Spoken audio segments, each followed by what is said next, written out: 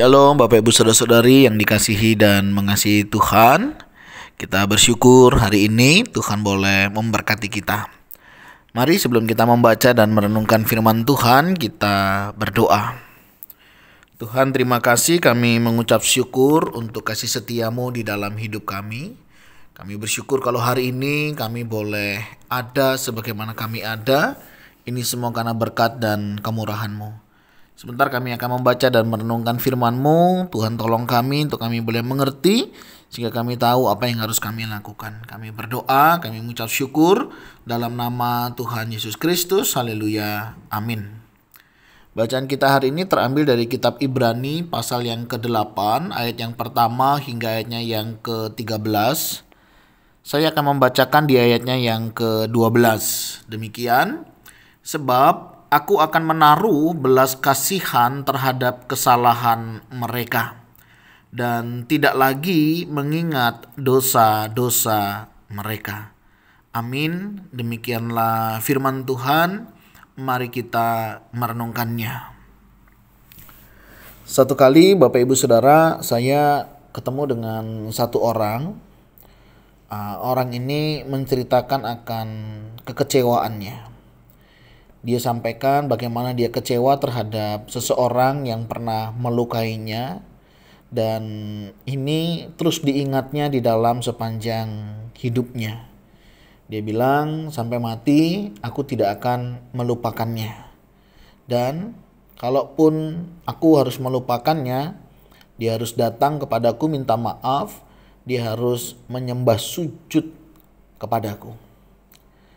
Bapak Ibu Saudara bisa membayangkan bagaimana lukanya orang ini, ya, kecewanya orang ini, sampai hal demikian pun dia mau bawa sampai mati.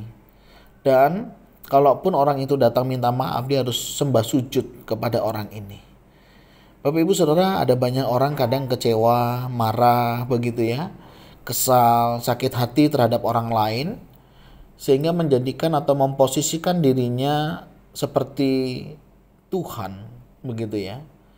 Seperti Tuhan yang bebas melakukan segala sesuatu menurut pandangan mereka. Padahal Tuhan sendiri tidaklah demikian. Ya, Tuhan itu Tuhan kita ya. Ketika kita datang kepadanya, kita minta ampun, Tuhan itu mau loh mengampuni kita. Ya, bahkan di dalam 1 Yohanes 1 ayat 9 itu, barang siapa mengaku dosa, dia akan mengampuni, bahkan akan menyucikan dari segala dosa yang dilakukannya.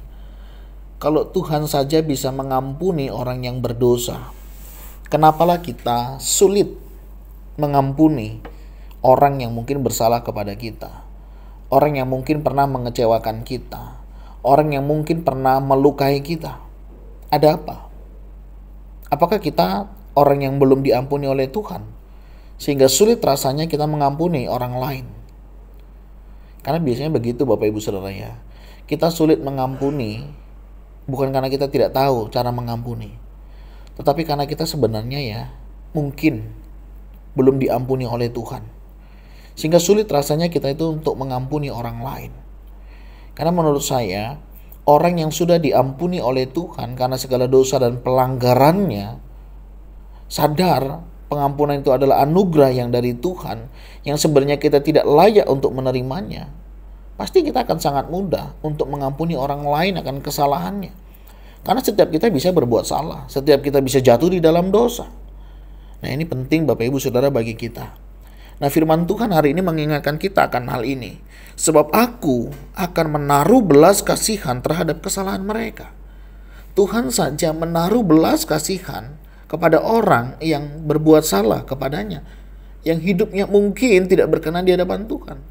Tetapi ketika mereka mau datang kepada Tuhan, dan tentunya Tuhan sebagai inisiatornya, itu pun masih memberikan belas kasihan. Nah, kenapa dengan kita tidak? Dan orang harus sembah sujud kepada kita, bahkan sampai membawanya sampai mati. Tapi saudara, kenapa hal ini bisa terjadi?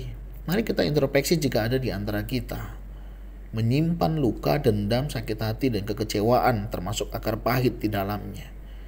Kalau Tuhan saja dengan belas kasihan menyadari akan hal ini, kenapa kita sebagai orang-orang yang sudah diampuni oleh Tuhan tidak mau melakukannya?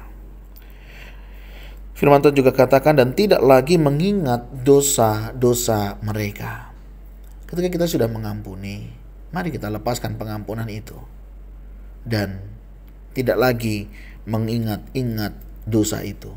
Tidak lagi mengingat akan luka yang pernah dibuat oleh orang lain.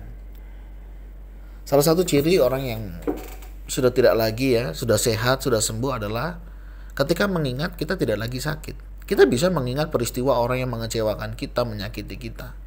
Tapi kita tidak lagi merasakan sakitnya karena kita sudah disembuhkan. Kita dibalut oleh Tuhan dan kita mengalami kesembuhan daripadanya. Tapi jika ada di antara kita masih mengingatnya, masih sakit di dalam kita merenungkan dan mengingat kesalahan-kesalahan yang lama, berarti kita belum sembuh. Nah, hari ini Tuhan mau mengajak kita, mengingatkan kita kembali. Tuhan dengan belas kasihannya mengampuni kita, menerima kita, dan tidak lagi mengingat hal itu. Dan mari kita juga meneladani apa yang sudah Yesus kerjakan di dalam hidup kita. Setiap orang yang datang kepadanya mengaku dosa, Tuhan ampuni. Kenapa kita tidak? Apakah kita lebih dari Tuhan? Sebagai orang-orang yang sudah percaya kepada Tuhan, hidup di dalam anugerah Tuhan, mari kita juga mau melepaskan segala kekecewaan. Kita mau mengampuni. Mungkin orang itu menyakiti kita, melukai kita, bahkan mengecewakan kita. Bahkan mungkin orang itu menusuk kita dari belakang. Saudara, mari Tuhan mengajak kita untuk melepaskan pengampunan bagi mereka. Dan biar dengan belas kasihan daripada Tuhan memampukan dan menolong kita untuk tidak lagi mengingat-ingat dosa-dosa mereka lagi. Mari kita sadari setiap kita juga berpotensi bisa jatuh di dalam dosa. Artinya kalau kita juga bisa, kita juga butuh pengampunan. Kita juga butuh belas kasihan daripada Tuhan. Sebagai orang-orang yang sudah diampuni, mendapat belas kasihan, jangan kita menjadi orang yang egois, pengen diampuni tetapi kita tidak mau mengampuni. Belajar dari kebenaran firman Tuhan ini kiranya boleh menolong dan memampukan kita untuk kita boleh mengasihi dengan tulus dan mengampuni dengan ikhlas. Tuhan, terima kasih Engkau sudah menerima kami dengan belas kasihan-Mu. Engkau juga sudah mengampuni segala dosa dan pelanggaran kami, dan Engkau tidak memperhitungkannya itu lagi di dalam kehidupan kami. Dan Engkau sudah membuang jauh ke dalam tubir laut yang paling dalam, dan Engkau menerima kami hari ini. Terima kasih Tuhan untuk belas kasihan-Mu kepada setiap kami, sehingga kami hari ini boleh mengasihi Engkau. Kami juga boleh mengasihi sesama kami. Terima kasih untuk kasih-Mu ya Tuhan. Kami juga berdoa jika ada di antara kami yang masih sulit untuk mengampuni, melepaskan pengampunan karena kekecewaan, karena luka, karena kepahitan, kami mau berdoa Tuhan. Ingat-ingatkan kami akan kasih anugerah-Mu. Engkau yang sudah mengasihi kami, kiranya itu juga memampukan kami untuk mengasihi orang-orang yang mungkin sudah melukai kami, menyakiti hati kami. Tuhan, tolong kami, jaga hati kami, dan biar kami boleh hidup dalam kasih dan anugerah-Mu, dan kami boleh hidup di dalam kemenangan di dalam Engkau.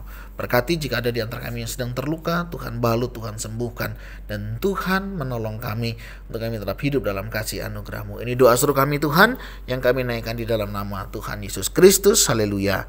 Amin. Bapak Ibu Saudara, demikianlah renungan kita hari ini. Bersyukur untuk pengampunan Tuhan, kiranya ini memampukan kita untuk mengampuni orang-orang yang bersalah kepada kita. Tuhan Yesus memberkati kita sekalian. Shalom.